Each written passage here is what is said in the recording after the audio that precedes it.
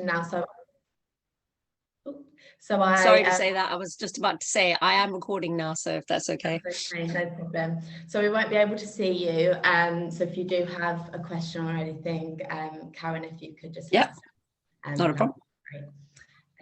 Right, let's share.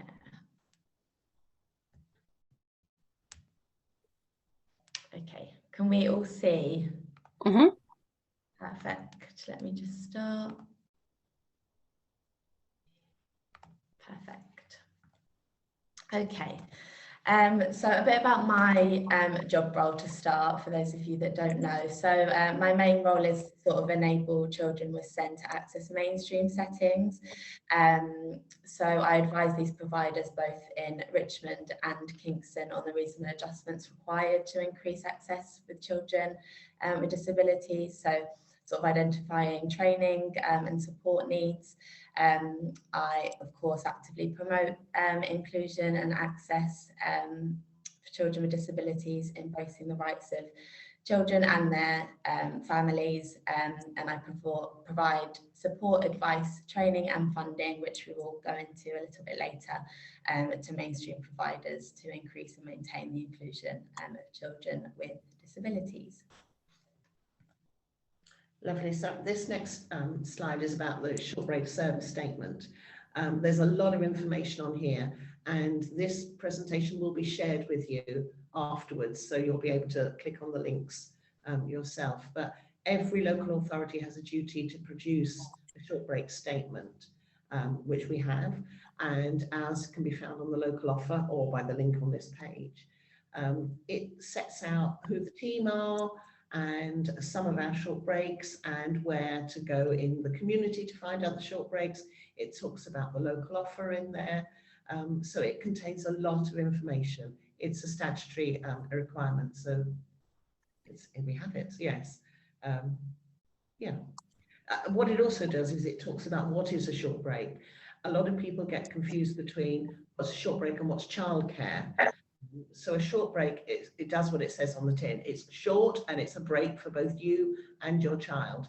And your child should be having a fun activity, ideally in the time. So it might be football, it might be climbing, it might be swimming, or it might just be going to the park to play a game of football. It might be reading the book quietly in your home. What a short break is not is end of day bathing routines. It's not doing homework with your children. It's not babysitting in the evening for parents to go out. So that's a short break. So we'll start with aiming high short break. So this is a sort of snapshot from the local offer, and these are the things that are available. And we will be going through each of them individually. So you'll be able to learn a little bit more about them. But just to note the eligibility criteria for aiming high. So it's for children with a diagnosed disability. And what I mean by that is that disability meets the Equality Act 2010 definition, or they are on the pathway for a disability, for a diagnosis. Also, the child should be aged 0 to 17 and live either in Kingston or the Richmond Borough. I'm just going to add in here that we also commissioned TAG to do some outreach, and just their logo isn't on this page. So just as Alice and I, 5 minutes before, realised it wasn't on there, so we didn't have time to add it in. So the Activity Fund, many of you have applied, because when I go through, see those names, I'm thinking, oh, lots of you have applied for the Activity Fund. The Activity Fund is £140. It's been set at that amount for several years now. There's that tension between, if we raise it up, that pot of money stays the same. So it would mean that less people will be able to access the Activity Fund if we increase that amount. So at the moment, we're keeping it at 140. And before, it used to be used for swimming lessons or after school clubs or holiday clubs. During the pandemic, we opened it up so that you could use it for equipment as well. That has gone down very well with families. So we've continued that. So there's a long list of things you can buy there. Bubble machines, musical instruments. I'm sure you'll love musical instruments in your house. Or it can just be for swimming lessons or an after school club. So it is about, so it's, what it's not for is for therapies or education. So it's, again, it's still a leisure activity. So we're going to specialist provisions now.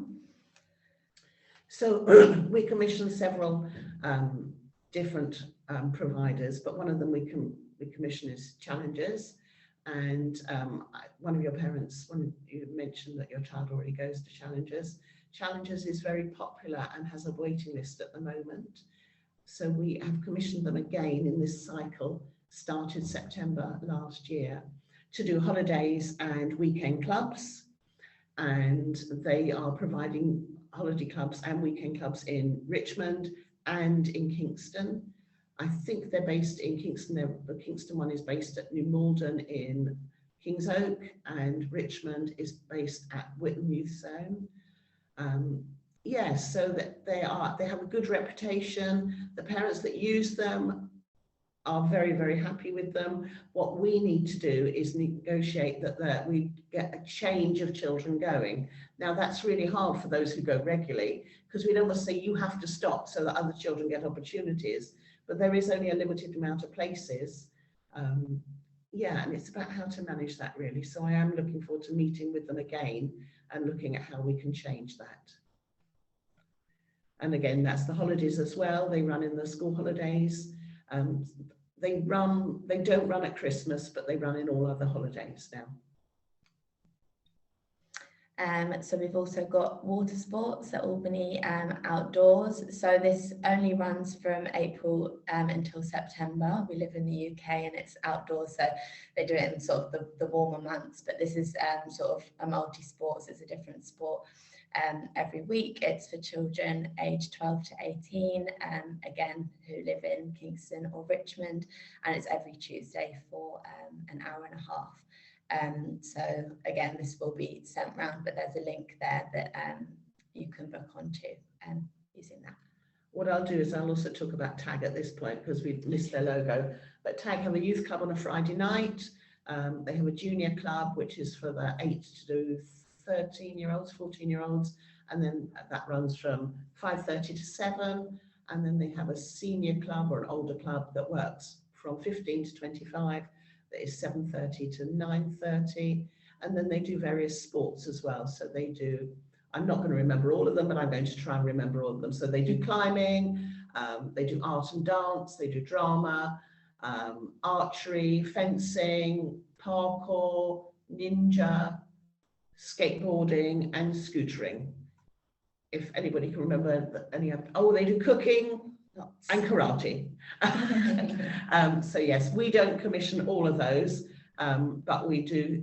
They do have some funding from us to do some outreach.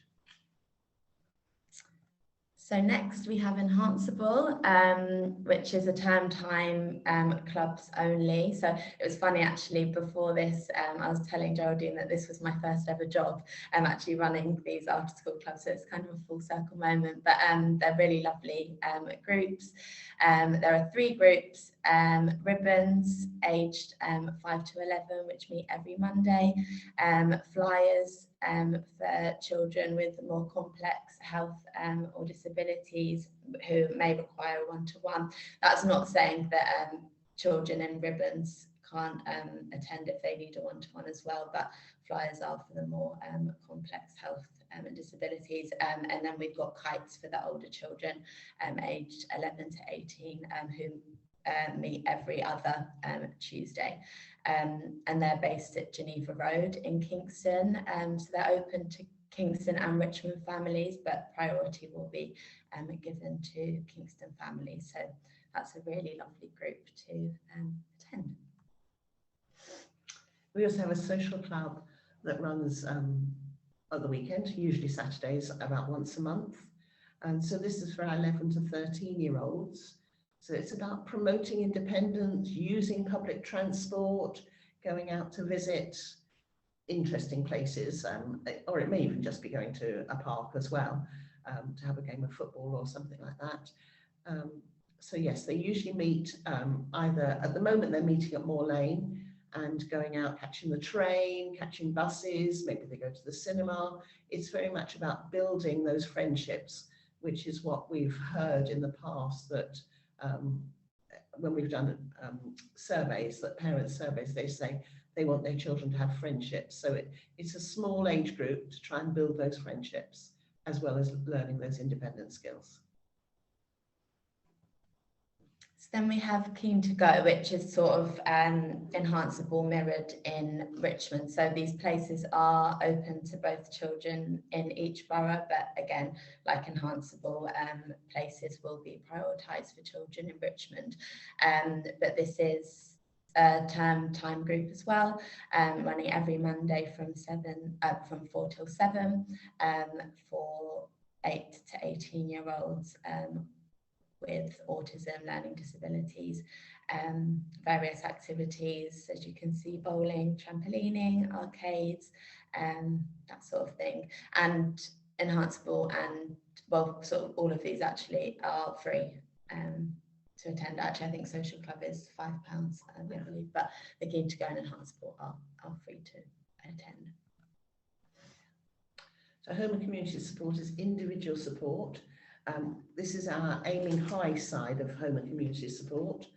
So this is for children who are not open for assessed needs support from their social worker. So we probably should have said more clearly, I'm going on to talk about assessed need in a moment, but children who have a social worker have what we refer to as assessed need support. But there are some children who are not open and still require some one-to-one support. So that goes to a panel. Parents apply, or if it's another social work team might apply. So when I say not open to a social worker, it's not open to the disabled children's team social worker. Another social worker might apply, and it's often about 6 hours a month, and it's a time limited support, so it's not ongoing. It's some support that's put in temporarily just to give you a bit of a break, your children some fun, and just also for your child to realise that you as parents don't always have to be the main caregiver. They can be supported by some other people as well. Again, they can go out in the community, they might go off to a farm visit, a bus ride somewhere, things that your children will enjoy. We don't want to make them go off to sit in a cinema and try and make them to be quiet for 2 hours to watch a film if that's not something they're going to enjoy. We promote all the autistic friendly films and theatres, so our workers do know when they're available.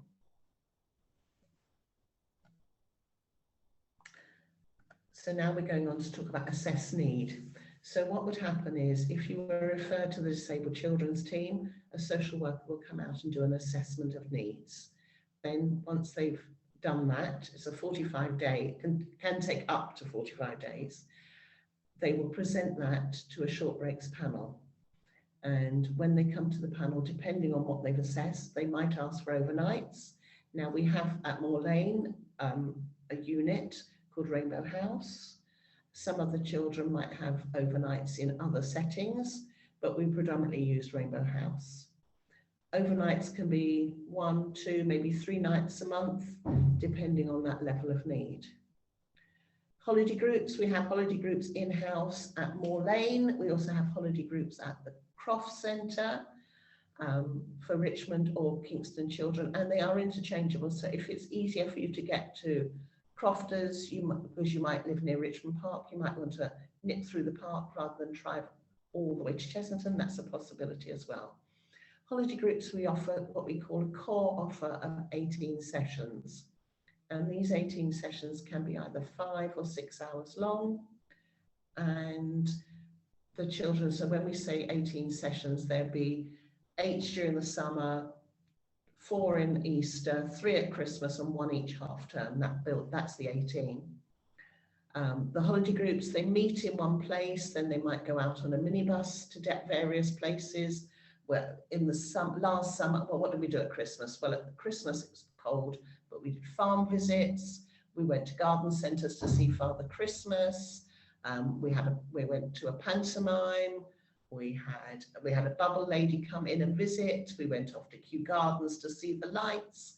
We went to the barns, the wetlands centre to see the lights as well, various things like that.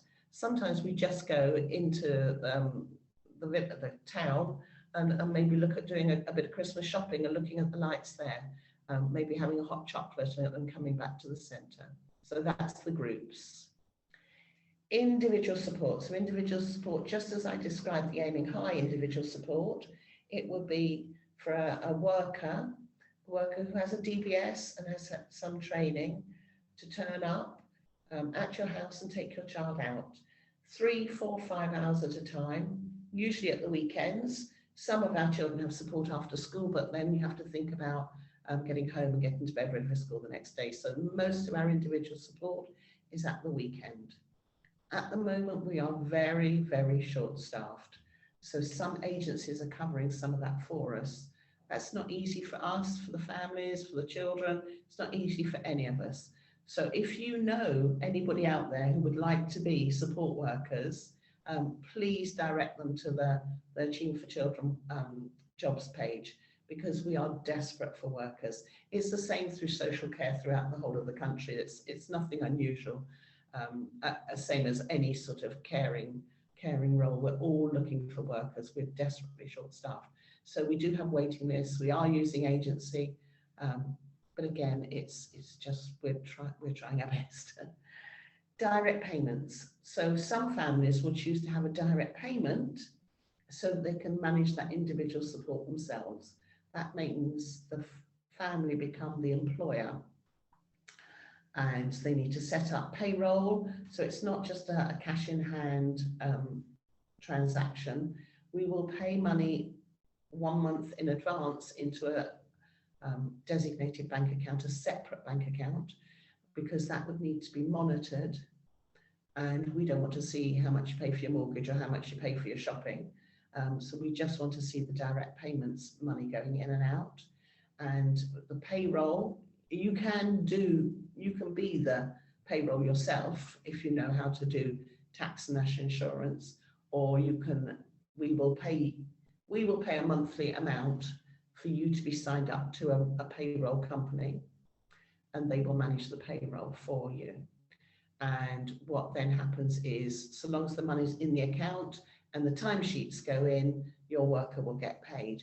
But it does mean you have more flexibility to have a direct payment, because when you have an in-house worker, they will come at a set time, usually every week on a Saturday, 2 till 6.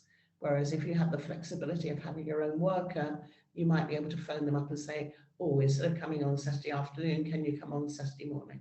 So that's why a lot of parents prefer the direct payments. The direct payment rate is set at, actually at the moment it needs to be readjusted, but it's at £10.85 an hour with £1.30 an hour holiday pay on top. So when your worker needs to take time off for holidays, they will have already received their holiday pay, or you can keep hold of that £1.30 an hour and pay them when they're on holiday. That's your choice, which way you do that. Oh gosh, I'm talking a lot. I'll say weekend groups. So we have both Crofters and Moor Lane have groups at the weekend. Again, they run very much like the holiday groups. Parents drop off. The children are all designated a one-to-one worker, and they will either get on a minibus or go off somewhere, or they might have activities on site for that day. And activities on site could be cooking, it could be playing on the Wii, it could be playing in the playground. It's about it could be art activities, craft activities, keeping each other busy. And our last in my list, so I can stop talking quite soon, is the after school club sessions. Again, both Crofters and Moor Lane run after school club sessions, and they run up till 6 o'clock so that they can be dropped off directly from school. Your children can be brought by school transport to the centre, either Crofters or Moor Lane, and cared for. There'll be a snack there and playing and fun activities until you can pick them up at 6 o'clock. So most of these I've described have been in-house. The assessed need support could be for another provider to provide that support. So it may be the assessed need is for another after school club in the child's school, if they have an after school club running. It may be that we have so we might use a Yorda. So sometimes we will pay for Yorda to care for your child. The holiday groups, the after school clubs and the weekend group, not the weekend groups actually, but the after school club, I've forgotten I'm talking to Kingston parents. I don't have to keep waffling on about crofters, do I? But it's too late now. I've done all that. But there is a charge. So at the moment, the holiday groups are charged about £3 an hour, and the after school club for the whole session is £5. So it's still very a reasonable rate. We are looking to increase that rate because it hasn't been increased for the last 3 years. But I haven't made a decision on what that will be now. So if you were there for 5 hours, your child is coming to a session for £15, which is still a lot less than the children going to the Malden Centre or Fit for Sport, those sort of things. That £15 does not, it pays for the activities and some of the other, maybe the minibus, but the cost of the workforce is paid for by Achieving for Children. Oh, I have to stop now. Mainstream provisions. So this is sort of my main job role. So one of AFC's funding streams is additional support funding. So this funding pays for additional support for children with disabilities to access a mainstream short break activity. So this funding offers parents and carers a break from their caring duties, and it's just a really good way to sort of build inclusion in the boroughs. So the requirements of the funding, as I said previously, the disability meets the Equality Act definition. The child is aged 0 to 18 and lives within either borough. The requested amount is within the funding limit. So currently that's at £14 an hour, and we fund for up to 2 days a week. So that's during term time, an after school club, for instance, or holiday. That will be two times a week, and inclusion is the primary purpose of the application. So this is just a snapshot sort of our current, some of our current Kingston providers. So as you can see, the green currently do use additional support funding and provide that one-to-one using their own staffing pools. Red currently don't, unfortunately. So as Geraldine said, there's been a huge staffing crisis, and that's with our mainstream providers as well. They are finding it really difficult, and we do use agency support as well, but sometimes policies and things don't allow that. So red currently don't, and the ones in white we haven't sort of used recently. But this is sort of ever growing and ever changing. We do sort of promote parents and carers to find activities that they may be interested in, and then I'd sort of have a conversation with that provider to sort of see what their staffing is currently like, their staffing capacity, their places, that sort of thing, and we would sort of go from there. But we have lots. I mean, swimming, we do art classes, horse riding, various holiday clubs, so it's a really good funding stream. I thought I'd also mention fuel as well. So for those of you that don't know, fuel is Achieving for Children's holiday activity and food programme. So it's funded by the Department for Education, and it's for those children who receive benefits related to free school meals. So in the Easter, summer and winter holidays, fuel provide activities for these children throughout the holidays to have that fun activity, but also have a nutritious meal as well. And fuel have recently opened up SEND-specific fuel programs as well. So although mainstream fuel provisions say that they offer spaces for children with SEND, there are those SEND-specific fuel programs as well. And also to mention, 15% of those places are going to children that aren't necessarily on free school meals but are vulnerable for other reasons. So yeah, it's really good, and it's just about keeping your eye out and seeing, because it does fluctuate, the different providers each holiday. Oh, and the What's On page, I thought this would be quite good to mention as well. This is on the Send Local offer, and it works on sort of a calendar monthly basis. So Karen, who runs our local offer, it's sort of ever changing as well. So these are different activities that are available in the local area. There's loads on here, really good place to look if you're sort of wanting a weekend activity, or yeah, there's lots there. And as I said, every month it changes. So yeah, also a really good thing to keep your eye out. And that's we've whizzed whizzed through that. Lots of time for questions then. I will come off so I can see all of you. Let me try and... Thank you very much, ladies. There is quite a lot of questions. I think maybe initially... Oh gosh, sorry, I didn't see any of these. There is quite a lot of questions. So I think I'm going to go to the ones in the chat first. So forgive me, guys, if I miss anything, and then we can go to the people with the hands up. I know Hammond is our first one because she put her hand up earlier, and I said to her, I'll get to the end. So just to say that somebody mentioned Challenges is on a Sunday at the moment, not Saturday, because of the staffing, again, staffing scenario. And it's really horrible to hear the staffing shortage.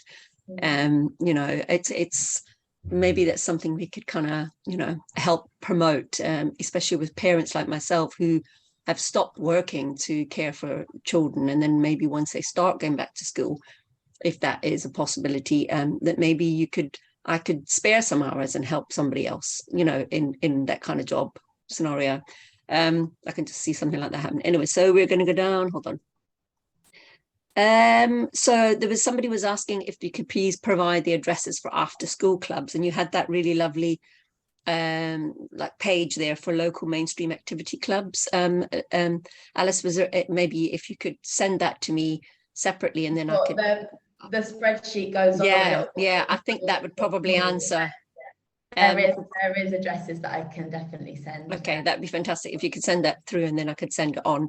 Yvonne's asked, is there any funding inclusion for young adults like 19-year-olds? So I'll answer that. So Achieving for Children is just up to their 18th birthday. So that would be for 18 for adult services to look at. But some of some of the commission services, although we're not commissioning them, do provide post 18. So they have, so if you think about Richmond Aid, they provide a buddy scheme, but I know that their scheme goes on past 18. It's just, it won't be funded by Achieving for Children. TAG, their scheme goes on up to 25, but it's not funded for post 18 by Achieving for Children. Okay, so LN asks, can you use direct payment to pay for joining the activities? Direct payments are for the support worker to take the child to the activity.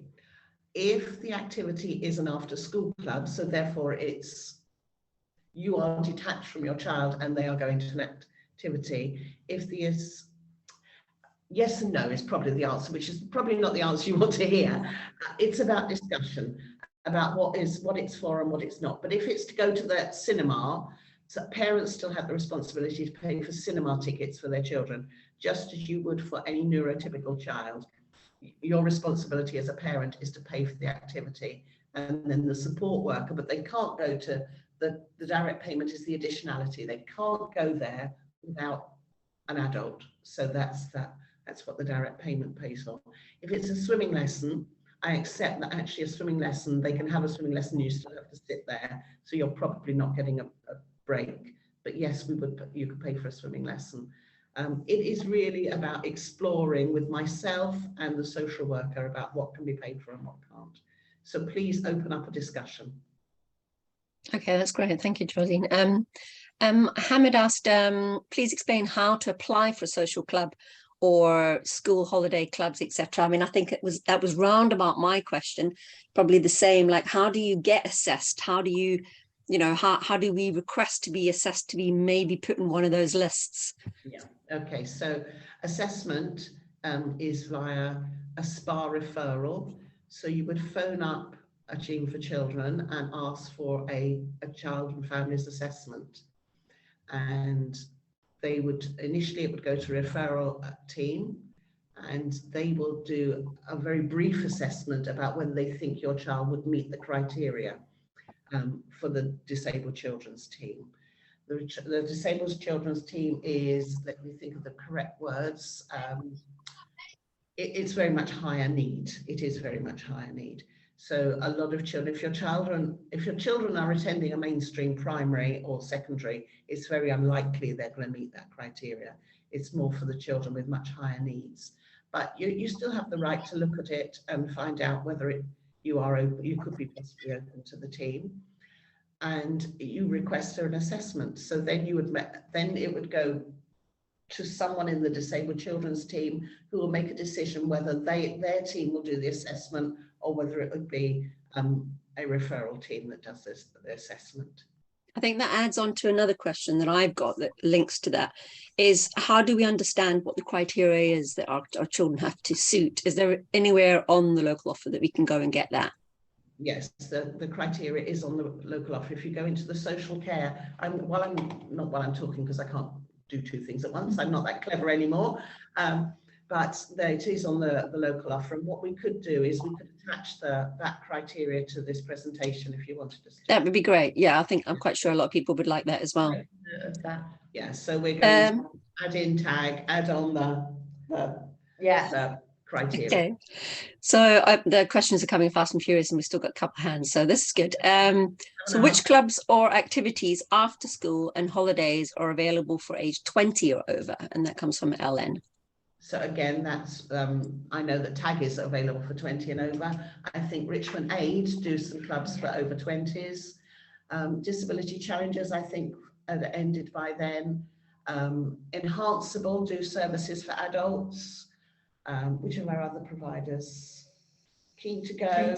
I don't think they do, not in Kingston Borough, they don't do anything for over 20s. They do in Sutton and Cheam, but that might be too far to go. So they certainly do things for adults.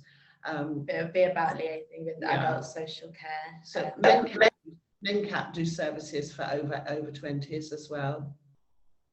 Okay, and is there a complex list somewhere that somebody could go to if their children are over the 18? I mean, I know that at the moment AFC are looking at a project of trying to help that transition from school age into young adulthood, and because we all know that there's, the services they're quite separate, and they need to be a little bit more in sync. Is there anywhere that any parents can go to for that? So I think when you see that list, when you put up the activity list, not the activity list, the calendar list. Oh yeah. So on that calendar list, it will tell you which age group that they're. Okay, you mean the what's on page? That's it, the what's on page, yes. Okay, all right, thank you. I hope I answered that. I'm asking the questions that are in everybody else's head as well. Hester, she's asking what sort of things are taken into account during the assessment. So again, I think it's that criteria that we're going back to. So I remember that. So it's severe and profound is the criteria to be open to disabled children's teams. So it's about their personal care. It's about whether their mobility. I can't think of all the criteria. I think there are 5 different criteria that the social care team will use. And do they need any HCP, Geraldine? I think if they're severe and profound, they probably will have an EHCP anyway. Yeah. I think it's not a case of you will need one. If you're that high need, you will have an EHCP. Okay, thank you. Helen's asking, in terms of mainstream school providing activities where they offer breakfast club or after school clubs, what would be the process to achieve a one-to-one support so that a disabled child can attend safely? Like, for example, is it a parent's responsibility to request that funding? No, so providers apply for funding. We don't accept applications from parents, but I mean, that it's my job role. So if you kind of give me a bell or an email, I can liaise with the provider, or you can have a conversation prior to that, and we can sort of talk about their staffing and things like that. Yeah. Okay, Helen, I hope you got that. So yeah, you can directly ask questions to Alice, and she can maybe help you there. Hopefully that answers Rose's question as well. So it all starts with sort of having a conversation with the provider, talking about their staffing capacity currently. As I said, we do use agencies, but we try not to. But I mean, if worse comes to worse, we do use agencies, and we'll sort of go from there. So it's sort of all around staffing, which is annoying because again, another issue that's ongoing, isn't it, for everybody? But it is much better if the provider can employ the staff member themselves, because it means that they have line management control, and it's better for risk assessments. Sure. Rather than just have a stranger come in from an agency. It's safer to do it in-house, and something I do is help with recruitment for providers if they're I mean, we've had some providers that just advertise for staff for a specific child, and I've helped with sort of that job advert. So we do try and support with sort of every process to try and that's good, thank you. Hayley, just to let you know that there is going to be a copy of the slides and the recordings, because somebody's asking for that. I think I've got everybody's questions in the chat. Forgive me if I haven't. But I've got Claudia and Joe's hand up so far, and probably other people as well. But Claudia, do you want to go first? Hi. Any better on my phone? Much. Yay. Thank goodness. So I wanted just to ask a little bit more about the activity fund. So our trampoline is broken, and that you reminded me of that was like, oh, so I'm thinking of getting a rebounder. But I've also been looking at a course around cycling. Now, is it possible to split it, or is it a one-time application? It's a one-time application per year. Yeah. And then we're coming near to April, so you could do one now and one on the 1st of April, couldn't you? That's true, yeah. Or, I mean, you can split it, so it doesn't have to be for one thing. So we have people who say, actually, I mean, we have a lot of people who apply for Merlin passes, because a Merlin pass opens a wealth of other opportunities, doesn't it? And I personally think a Merlin pass, for people who don't know what a Merlin pass is, it allows you to go to Chessington and to Madame Tussauds and some other things. But what it wonderful is you can just keep going back. Now, I know that sometimes you arrive at Chessington, you pay your astronomical amount of money, your child goes on one ride, and then they have a meltdown and you've got to come home. But if you've got a Merlin pass, you can come home and feel actually it's not a problem. Yeah, hard relate to that. We had the Legoland difficulty on his birthday. Fortunately, again, we did get in on the access pass and all the rest of it. But but what we were saying about, can you do two things? Yes, you can. So sometimes we have people who might have asked for a group of swimming lessons, and then I can't think of something off the top of my head that would go with yes, some sort of sensory toy or something. We do. So, that's brilliant. I just wanted to ask a kind of more general question, because of like having talked to you before, Alice. So this is with my Parent Carer Forum head on, as opposed to personally. So what I think we talked about before is about the kind of training and things like that you can offer to other providers, and we were sort of thinking about general swimming lessons, or I can't remember what other the examples were we were discussing, but I just wondered if you could explain a bit more about that part of your role, because I know one of the issues we said was that people didn't know that was sort of available. So I just wondered if you could sort of tell us a bit more about that. Thank you. So as inclusion development officers, so I'm actually covering both roles at the moment. I have a new IDO starting, which won't mean anything to Kingston, because the other will be based in Richmond. But we do provide training. It's called Inclusive Play, and that's opened up to providers across the boroughs and also their staff as well. So this sort of goes through inclusion generally, some sort of aspects of safeguarding, just having a sort of open discussion as well. I think it's really good for providers to meet with other providers to sort of have conversations about their inclusion and what each other have done, and sort of bounce ideas off each other. So yeah, that will be happening when the new IDO is has started, and that will be the 1st of March. So yeah, watch this space, but that is something that we offer. But I have to say that it's not always well attended. True. Yeah, which is such a shame, because we're offering it and it's free. Settings are telling us they don't have the experience. We're offering the training and they don't send anybody. Yeah. And I don't know what the solution. I'm sure you're thinking about that as well, but you know, I think that's why I was sort of thinking, well, from the parents' point of view, if you're kind of saying, well, you kind of have to include my child, like inclusion. The last we booked about five people on, and it was I mean, we had it online and we were promoting it for months. So yeah, that is an issue. That is an issue. I mean, Alice does go into settings and talk through some of the basics, some of the things like you might need a now and next board, you know, not, you know, with some of our children, the word no is a no, because once you've said that word, it's about how to say no without using that word. So giving strategies, letting them have a quiet area for time out. And so Alice does go into settings and talk about those sort of things.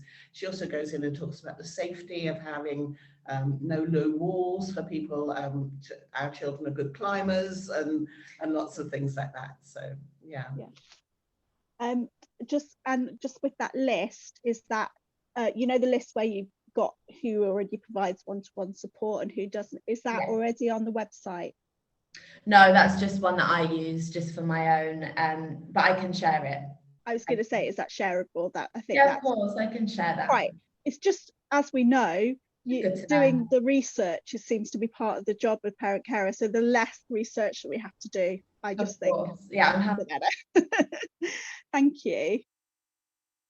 I'm still here to share that. Outside clubs only. I only work outside. Out of school providers. Yes. So. Okay, thank you for that. You know, I think the more the merrier. I think a lot of parents should, I mean, the more, you know, obviously we can even try and help you promote it in a sense where there's a lot of small businesses out there in within Kingston and Richmond that maybe are struggling, and they could actually be going for a different clientele in a sense where, you know, they could be helping children with special needs where they don't know that all that kind of stuff is almost provided, you know, like training, etc. They're thinking, oh, it's not really something I can never do. So it's a really good thing. We should definitely try and spread the word a little bit more. Yes, and if you as parents have been sending your child somewhere and you think it's very inclusive and it works, whether they need additional support fund or not, please let us know, because then we can promote it. What we don't want to happen is that one setting is doing such a great job, it then becomes top heavy with the inclusion, because then that changes the whole ethos of the whole setting. How inclusion works well is if it is a mix rather than all specialist or all neurotypical. Yeah, no, I understand that. I think Jo had her hand up next. Hi, I'll put my camera on just in the hope that it won't go crazy, but I think it probably will. It's just a general, yes, there you go, hang on. Just a general query, really, which is, Geraldine, you mentioned that there'd been a survey of some description with parents, and I just wondered how often you actually involve parents in planning your programmes and getting feedback on them. So when we did the commissioning, the last round of commissioning, we had surveys. We did a survey, and actually so did the PCF do a survey of how we wanted. We did a lot of workshops as well on how that next round of commissioning would work. Again, with a lot of things, we didn't get a high response, but we acted on what we heard. And some of that information was very conflicted. So you heard me talk about assessed need. So we have an assessed need budget, and we also have a non-assessed need budget. No, actually it's not a non-assessed need, it's another budget. So I have reservations because some of our children who have an assessed need support package also access the other providers, which is takes away some of that funding from the rest of the children with disabilities. When we did the survey, it came out that parents were saying, no, that's fine. Parents aren't worried about that. So I think that's just me personally, because I think if you have already a support package, is it fair that you then access another round of funding from that taken away from other children in mainstream schools? You can tell this is a bit of a bugbear of mine. I'm sorry if I'm going, but parents chose that it should continue, so it does continue.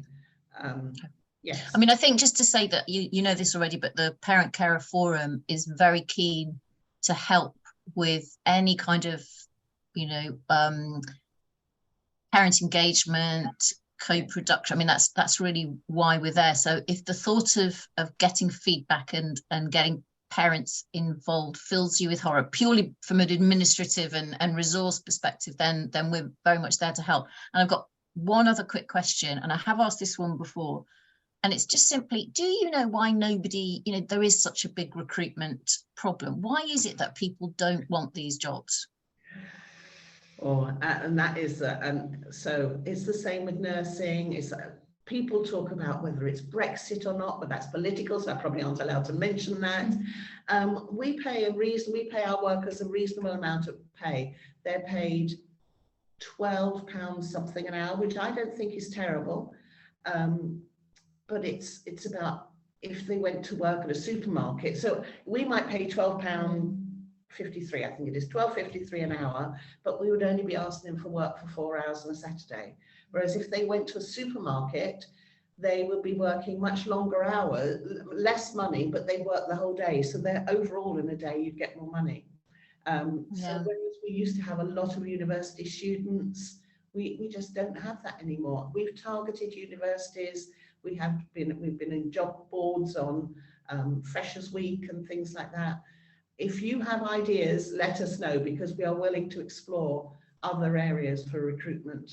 But yeah, we have really, yeah, we've tried. All right, thanks very much for that.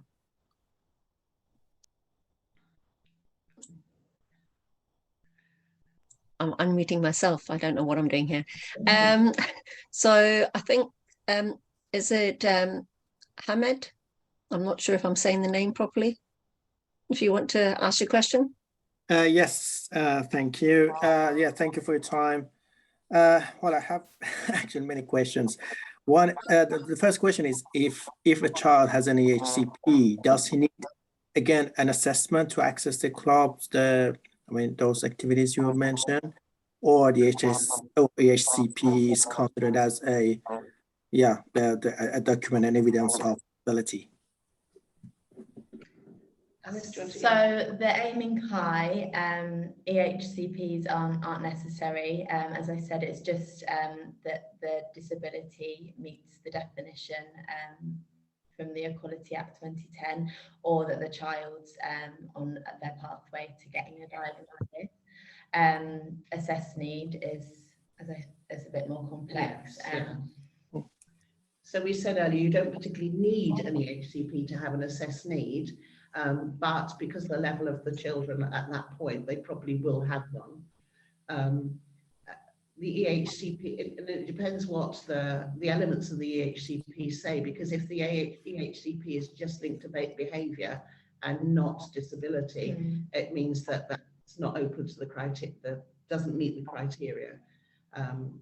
So yes, so it is to meet the criteria for aiming high or assessed need, your child has to have a disability that meet it under the Equality Act. So, and I'm trying to quote that, and I think it's a long-term effect.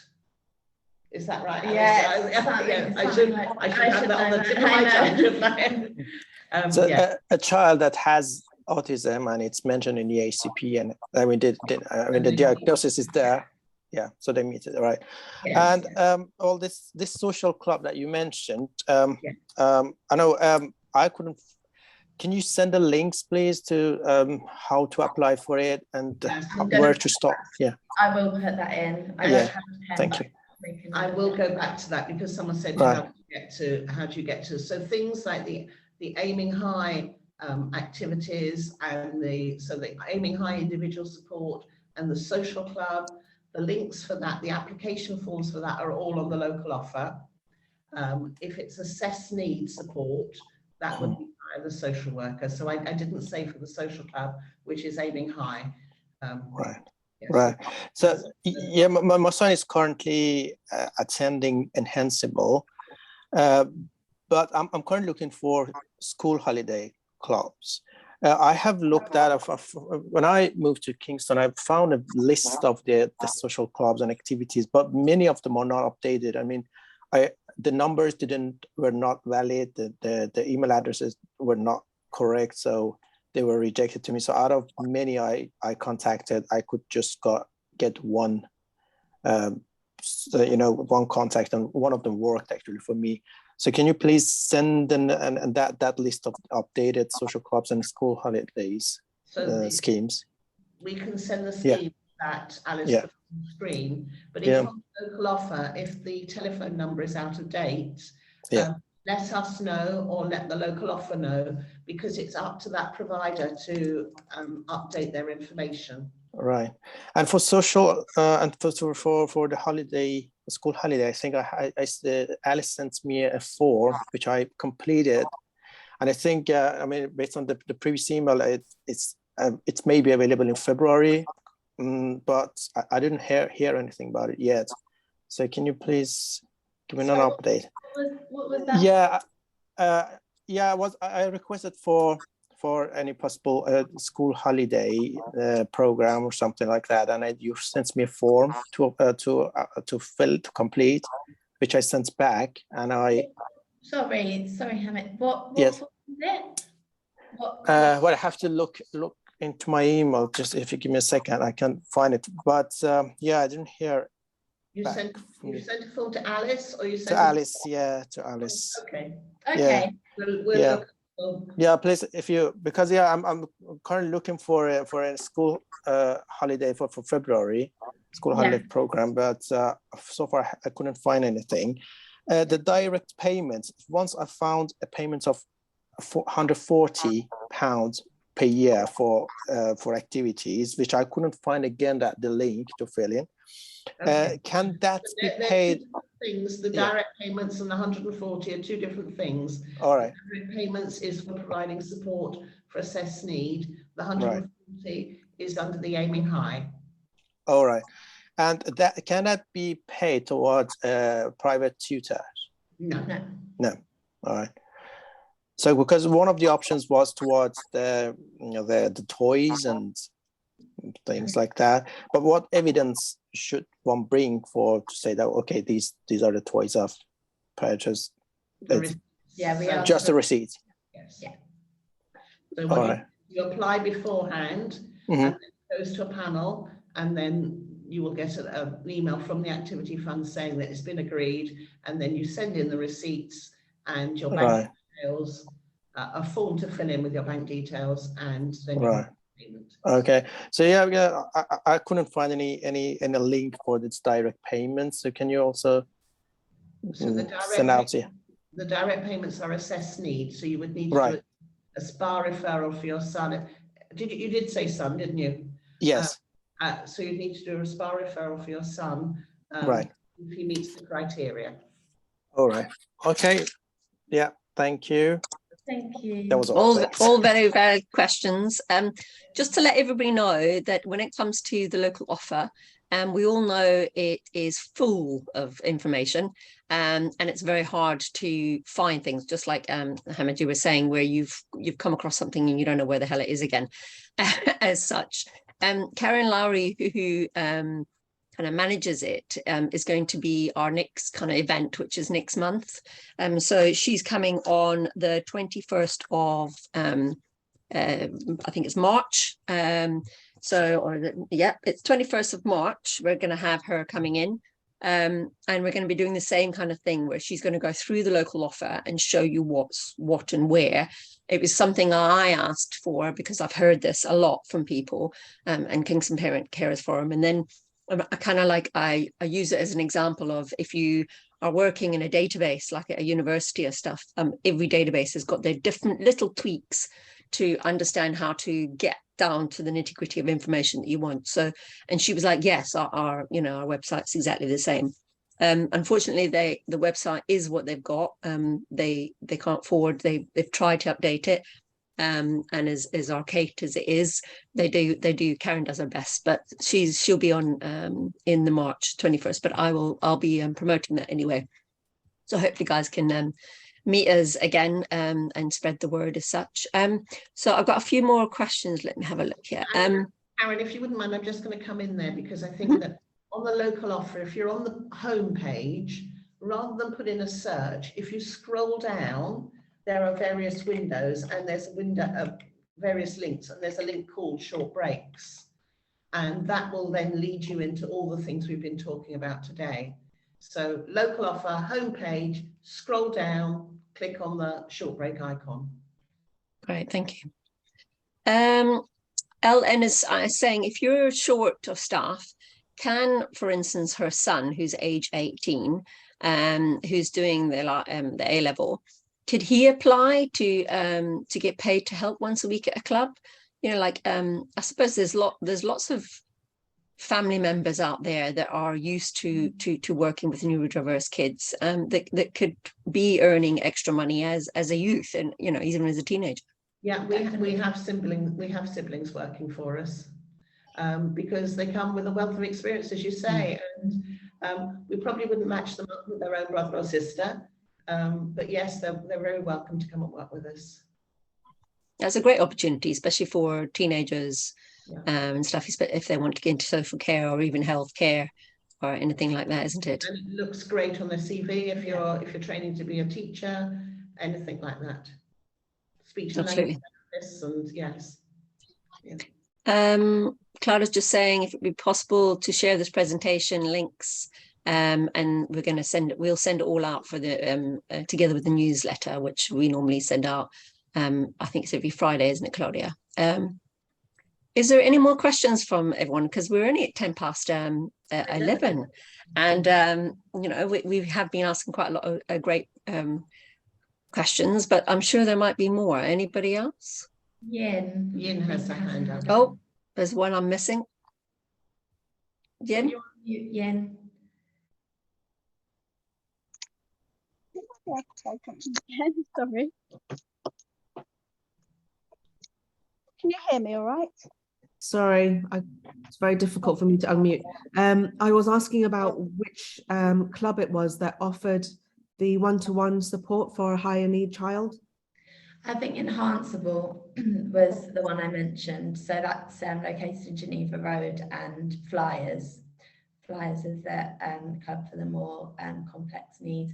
Every Tuesday. And then in order for me to apply and access that, so we have a family support worker, not a social worker. Would I ask her?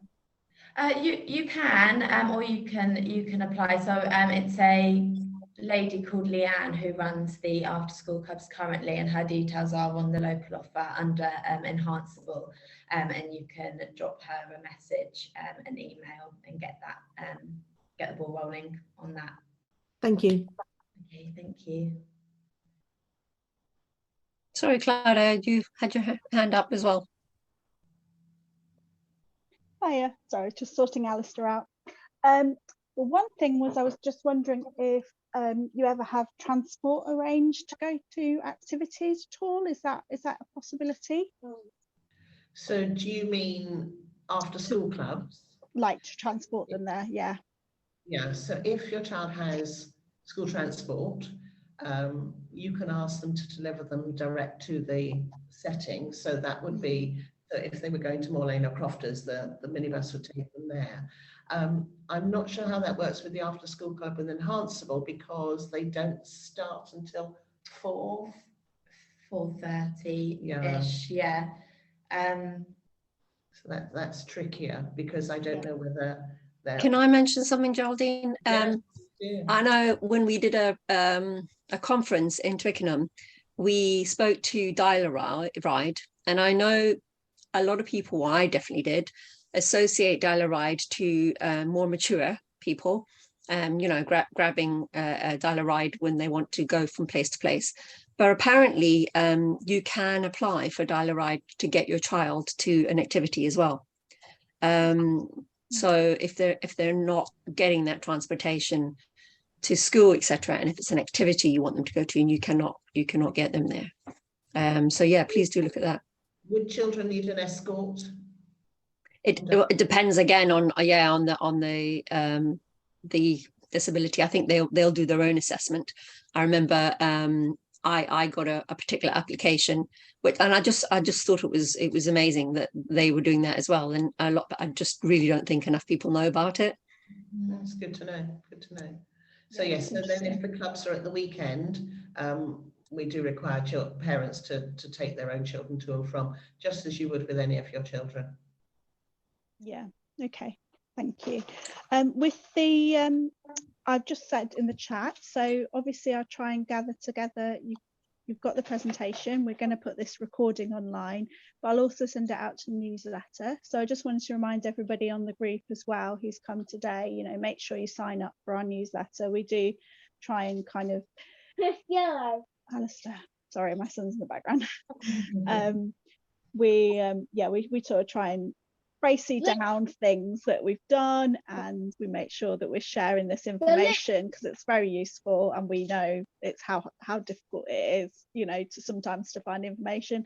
And I do agree with you, it is actually laid out quite well on the website, but once you get deeper into it, then that's when you get lost and you forget that you've seen the form and you forget and stuff like that. So I'm going to share that on our Facebook as well, obviously, like afterwards, to make sure and keep making sure that those local offer pages are up there on the Facebook as well. But yeah, I just wanted to sort of remind everybody that there's ways of finding this information through the PCF as well. But I think you're right, Claudia, there's a lot of information in there, and sometimes you're right, once you get, I'll go off at that tangent and I go off at that tangent, and then you go, oh, well, where did I see that other one? So yes, it is, I agree, there's a lot of information in there, but it's that catch-22, isn't it, that you want to get as much in there. But please, what I do ask of all parents is, if you are, and I've already said it once, but if you're finding a setting that is inclusive and is working well, please let us know, because then we can promote that and promote it via the PCF, promote it via short breaks. I don't mind how, but it's good to get word out there if something's working well. Absolutely. I think Fiona, who joined us quite late, she's just saying she came in a little bit late, and she just wanted to ask if the child is on the pathway for ASD assessment, are they eligible to apply for short breaks? Yes. The aiming high short breaks, definitely, yeah. Yes, because just like we talked about not enough staff, also the waiting list for an assessment for ASD is quite long. So once you've been triaged and you're on the pathway, the fact that you are on the pathway, it's not 100% that you'll get a diagnosis, but fairly certain. So it's quite good, not you personally, your children. Yeah, so it's fairly certain that you will get a diagnosis, so we accept children on the pathway.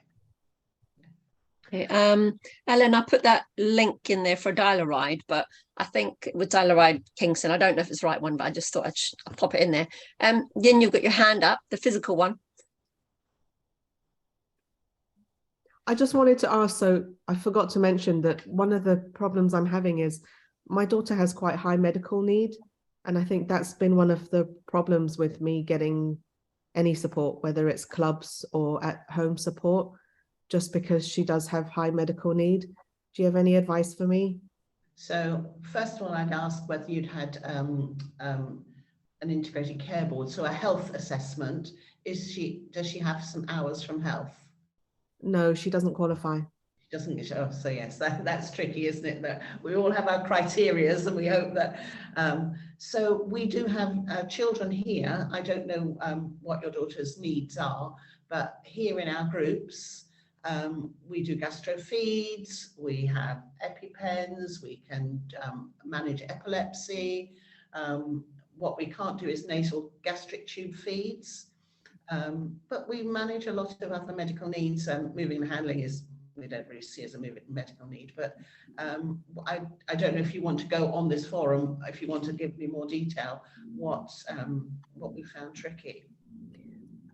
So for health to fund anything, you have to be in quite a dire situation. So things like a tracheostomy. Respiratory problems for health to fund. Yeah. And she does have respiratory needs. So we do give her like nebs and physio every day. She needs that.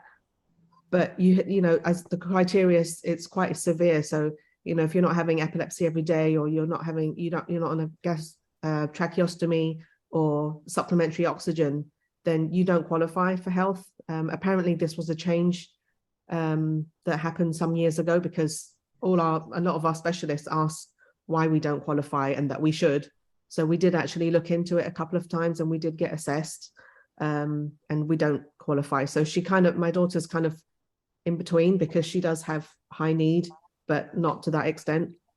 But that's what I mean by tricky. So I can understand why mainstream providers might find it hard to support her, but in the in-house services, she should be able to attend the groups. Okay. Because we have a Team for Children have a nursing team, and they will train the support workers. So long as the NICE guidelines say that it's an activity that the support workers can carry out, so something like deep throat suctioning, our workers wouldn't be allowed to do that, but we can just do oral suctioning. So that's possible. A support worker is allowed to carry out that. Okay, so then it's probably a case of availability, because I've spoken to my family support worker about joining these clubs before, and there just doesn't seem to be any space. Okay, so it might just be that then. So how old is your daughter now? She's 14. Okay, I will have a word with, I will look up who your support worker is, and I'll have a conversation with her. Thank you. Thank you. Yeah, and it's always a good idea just to, you know, email the ladies and sometimes, you know, ask a question out there, and Facebooks and forums. There's so many people that have similar scenarios that have worked out something, etc. But it's horrible when a particular child doesn't meet that need and doesn't meet the other, and they're stuck in between. It's nothing worse, but you know, I'm quite sure there's a lot of people that could at least try and push some doors open if it's at all possible. You know, you just keep asking. I think another problem we have is we moved back into the country about 5 or 6 years ago, so we're quite sort of new in the system, so to speak, because we have friends, when we know people who have similar need, who are able to access health and access all these different things, because when they applied, they qualified. So that's kind of changed over time. Yes, I see what you mean. Yeah.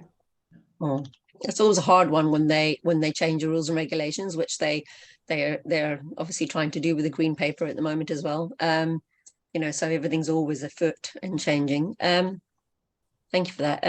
Ellen was saying, I'm just calling Ellen because I don't know your actual name. So my son is doing Monday and Thursday club, yoga, dancing and singing online, and on a F2 during school holidays. Kelly's the teacher's name, and there's an email address there. So she's just saying she's been using her for quite a long time. So I think she's maybe trying to help promote a particular person. And you know, I think I've got a question. I remember years ago when I spoke to Jodie, she mentioned an example, say for instance, somebody with children with needs decided that it wanted to, and we all know that the provisions out there, even the ones that are excellent, we kind of need them duplicated, don't we? Because, you know, there's not enough of them. Yeah. If a parent wished to start a business, or a bunch of parents wanted to, would the AFC help them in kind of training their staff that would help meet needs of children, because maybe their primary idea is to, you know, have more settings like short breaks offer. So yes, I think is probably the answer to that. And I hope I'm not committing to AFC to something, but about the training for staff, all settings can apply and go on the AFC training portal. So if you're an out of school provider, you can go on that training portal and you can apply for the training that's there. So there will be training on moving and handling, basic autism, there will be training on ADHD, there's training on first aid. So once you are a registered provider, you can access Achieving for Children's training portal. And how do you become a registered provider? Would that be criteria led as well? I think that if you're setting up a business, Uh-huh. so then you might be registered with Ofsted, because you would need to be, yeah, so you would have to go through all the hoops. I'm afraid so, yes. And that's tricky, isn't it? Because again, you want the workers trained, but you can't get registered until, and yes, and how does that happen? Yes, so, but then if you're a set of parents, you're coming in with a lot of experience yourself to start with, and it's about sharing that information as well to your staff. No, absolutely. But you're right, we do need more providers out there. We do need more. Yeah, unfortunately, well, I'd love to have a pot of money and a magic wand, just like most of the parents on here, I'm sure. So is there any other questions that we've got? Because we're only running up to 11:30, but it's still been an hour and a half, which has been great. Just maybe put it out there again. Any last minute questions? Doesn't look like it. Yeah, There you go. Yeah. All right. Well, thank you very much, ladies, for joining us, and thank you everybody for all your questions. I mean, everybody, all questions are valid, and it always, you know, everybody helps each other by answering kind of the questions that are like in our head. Is it Latia? You're saying yes. Sorry, did you have a question? How to request a needs assessment of needs. Yeah, there's going to be links. The ladies are going to maybe put on a few more pages onto their presentation, and there will be links on there that will show you how to do that. And then we'll also, maybe once we've got that information, myself and Claudia will throw a couple of Facebook pages on with stuff like that as well, just to, because a lot of people have been asking. Another vote for Higgins Acutua here. I don't know. Good. Aquatic. Oh, see, they're aquatic. There's my dyslexia coming in, you know, so this is it.